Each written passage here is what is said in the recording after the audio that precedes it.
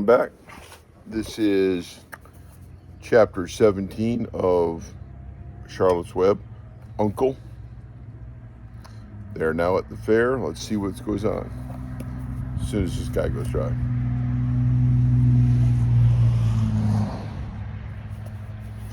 Big traffic jam today.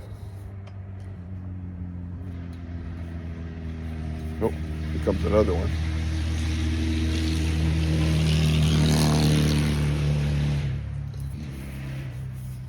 That should be it for a while.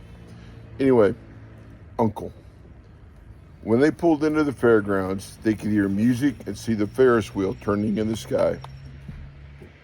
They could smell the dust to the racetrack where the sprinkling cart had moistened it, and they could smell hamburgers frying and see balloons aloft. They could hear sheep blatting in their pens. An enormous voice over the loudspeaker said, "Attention, please. Will the owner of a Pontiac car, license number H2439, please move your car away from the fireworks shed?" "Can I have some money?" asked Fern. "Can I too?" asked Avery. "I'm going to win a doll by spinning a wheel and it will stop at the right number," said Fern.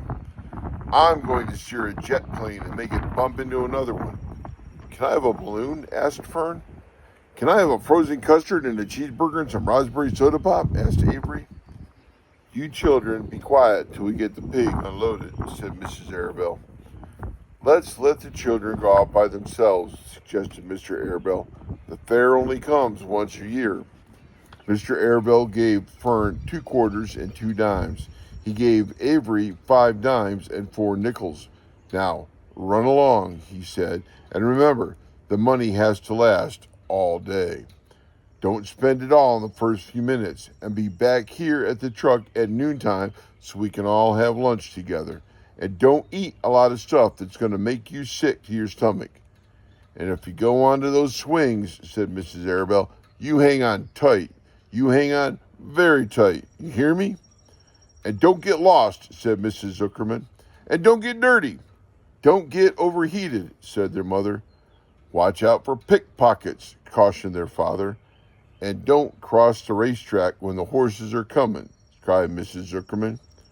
The children grabbed each other by the hand and danced off in the direction of the merry-go-round, toward the wonderful music and the wonderful adventure and the wonderful excitement, into the wonderful midway where there would be no parents to guard them and guide them, and where they could be happy and free and do as they pleased. Mrs. Arabelle stood quietly and watched them go. Then she sighed. Then she blew her nose. "Do you really think it's all right?" she asked. "Well, they got to grow up sometime," said Mrs. Arabelle, "and a fair is a good place to start, I guess." While Wilbur was being unloaded and taken out of his crate and into his new pig pen, crowds gathered to watch. They stared at the sign, "Zuckerman's Famous Pig." Wilbur stared back and tried to look extra good. He was pleased with his new home. The pen was grassy, and it was shaded from the sun by a shed roof. Charlotte, watching her chance, scrambled out of the crate and climbed a post to the underside of the roof. Nobody noticed her. Templeton, not wishing to come out in broad daylight, stayed quietly under the straw at the bottom of the crate. Mr. Zuckerman poured some skim milk into Wilbur's trough and pitched clean straw into his pen, and then he and Mrs. Zuckerman and the Arabelles walked away toward the cattle barn to look at purebred cows and to see the sights. Mr. Zuckerman particularly wanted to look at tractors. Mrs. Zuckerman wanted to see a deep freeze. Lurvy wandered off by himself, hoping to meet friends and have some fun on the midway. As soon as the people were gone, Charlotte spoke to Wilbur. "It's a good thing you can't see what I see," she said. "What do you see?" asked Wilbur. "There's a pig in the next pen, and he's enormous. I'm afraid he's much bigger than you are." "Maybe he's older than I am and has had more time to grow," suggested Wilbur. Tears began to come into his eyes. "I'll drop down and have a closer look," Charlotte said. Then she crawled along a beam until she was directly over the next pen. She let herself down on a drag line until she hung in the air just in front of the big pig's snout. "May I have your name?" she asked politely. The pig stared at her. "No name," he said in a big, hearty voice. "Just call me Uncle." "Very well, Uncle," replied Charlotte. "What is the date of your birth? Are you a spring pig?" "Sure, I'm a spring pig," replied Uncle. "What did you think I was, a spring chicken?" "Ha ha ha, that's a good one, eh, sister?" "Mildly funny," said Charlotte. "I've heard funnier ones, though. Glad to have met you, and now I must be going." She ascended slowly and returned to Wilbur's pen. "He claims he's a spring pig," reported Charlotte, "and perhaps he is. One thing is certain, he has a most unattractive personality. He is too familiar, too noisy, and he cracks weak jokes. Also, he's not anywhere near as clean as you are, nor as pleasant. I took quite a dislike to him in our brief interview. It's going to be a hard pig to beat, though, Wilbur, on account of his size and weight. But with me helping you, it can be done." "When are you going to spin a web?" asked Wilbur. "This afternoon, late, if I'm not too tired," said Charlotte. The least thing tires me these days. I don't seem to have the energy I once had. My age, I guess."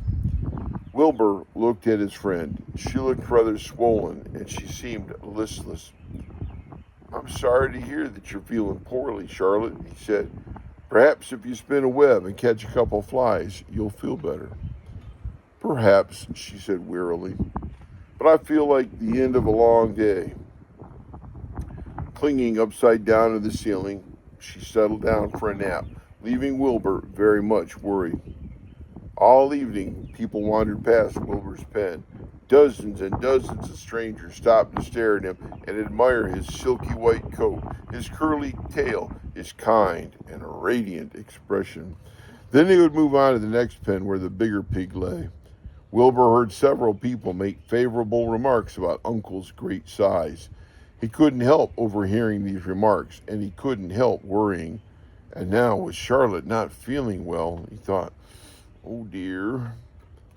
All morning, Templeton slept quietly under the straw. The day grew fiercely hot. At noon, the Zuckermans and the Arabelles returned to the pig pen. Then, a few minutes later, Fern and Avery showed up. Fern had a monkey doll in her arms and was eating Cracker Jack. Avery had a balloon tied to his ear and was chewing a candied apple. The children were hot and dirty. "Isn't it hot?" said Mrs. Zuckerman. "It's terribly hot," said Mrs. Arabelle, fanning herself with an advertisement of a deep freeze. One by one, they climbed into the truck and opened lunch boxes. The sun beat down on everything. Nobody seemed hungry. "When are the judges going to decide about Wilbur?" asked Mrs. Zuckerman. "Not till tomorrow," said Mr. Zuckerman. Lurvy appeared, carrying an Indian blanket that he'd won.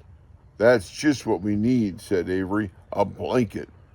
"Of course it is," said Lurvy, and he spread the blanket across the sideboards of the truck so that it was like a little tent.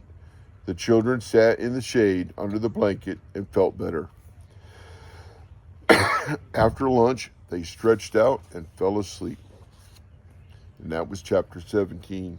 Chapter 18's next, the cool of the evening, when everything's feeling kind of groovy. All right, well, that's the end of it. Hope you liked it. Hope you come back for the next one. And make sure you read something on your own every day. Y'all take care. Bye-bye.